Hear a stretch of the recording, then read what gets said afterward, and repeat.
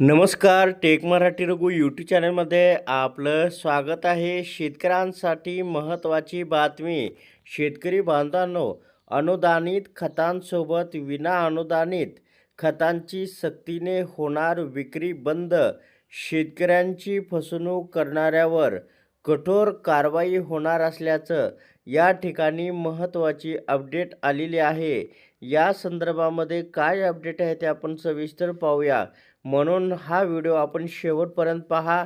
चॅनलवरती नवीन असाल तर चॅनलला लाईक व सबस्क्राईब करा, जेणेकरून अशा प्रकारच्या महत्त्वपूर्ण अपडेट आपल्यापर्यंत लवकर आणि वेळेत पोहोचतील. तर अनुदानित खतांसोबत आता विना अनुदानित खतांच्या विक्रीवर कडक नजर होणार आहे. शेतकऱ्यांची फसवणूक करणाऱ्यावर होणार आहे कडक कारवाई. या ठिकाणी स्पष्ट ट्विटरच्या माध्यमातून सांगण्यात आलेलं आहे.